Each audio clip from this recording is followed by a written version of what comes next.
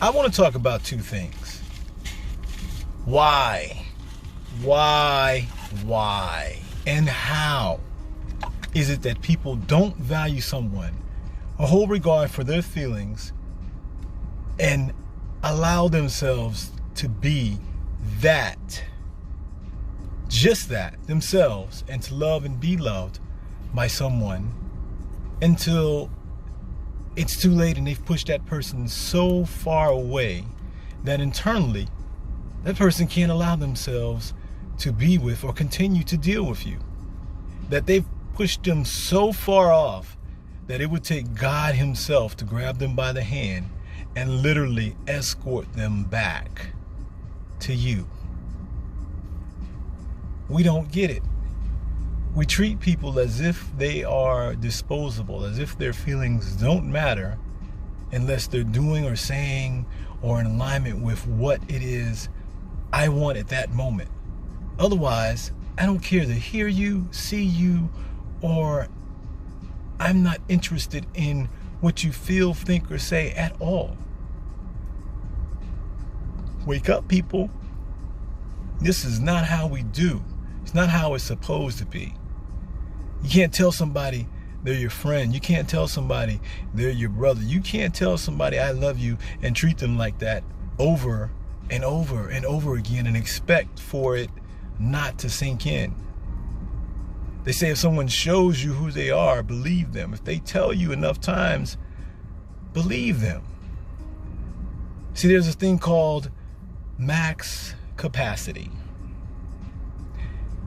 You walk into a building, a room, you see a sign. It's usually somewhere near the door, and it says maximum capacity.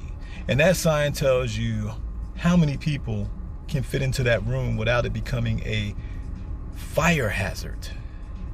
Meaning, if something were to go down, those people being able to get out safely and not getting burned alive.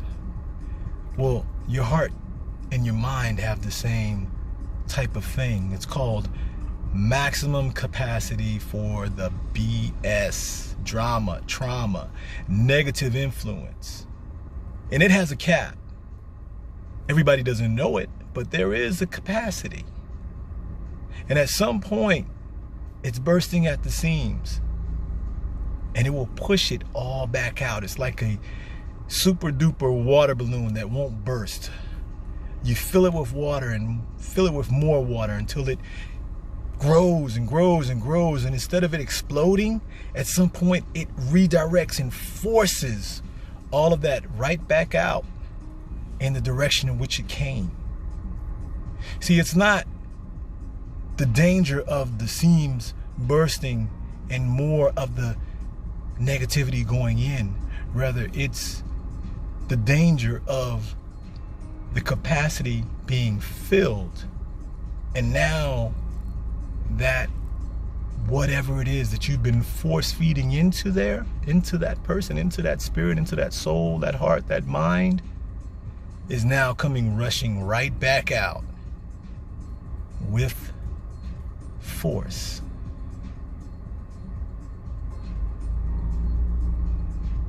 They say people can't take being treated the way they treat you. I find that's true in a lot of cases. If a person treats you negatively, they don't want to be treated negatively. If a person treats you nicely, usually they're not doing it to receive it back in that same manner.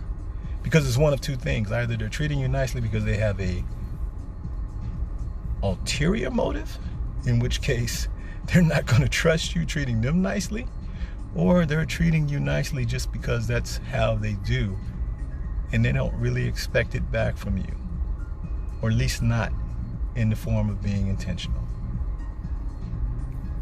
Pay attention to the max capacities and be mindful of what you put out, because it comes back.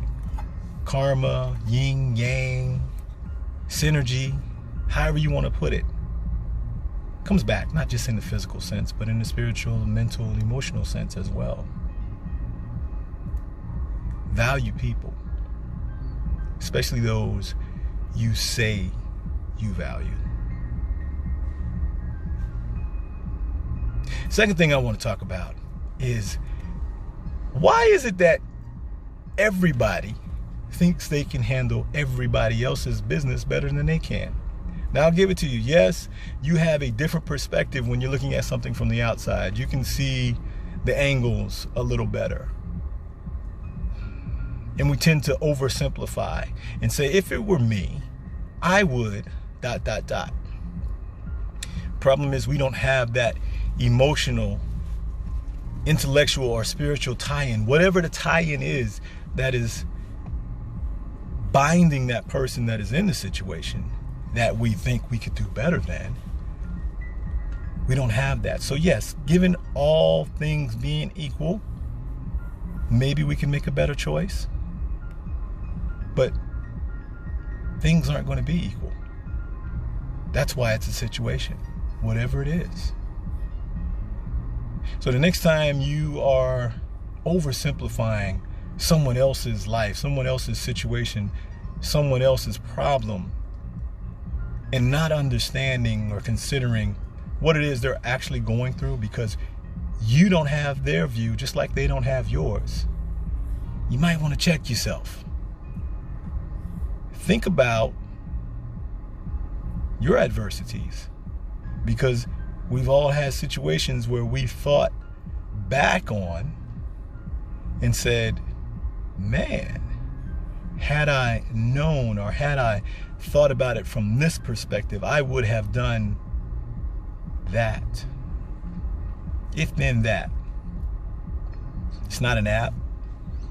It's no magic formula.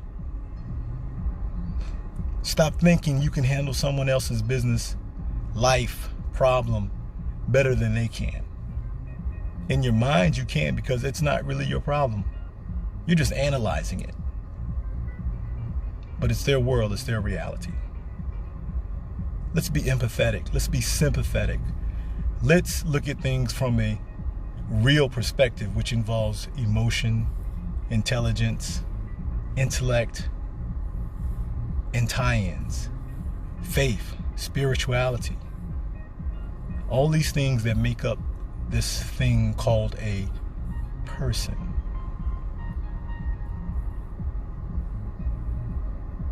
You have to do more than just think about it. Be about it. But that's not always easy. Thoughts from the Base Ment, bonus edition.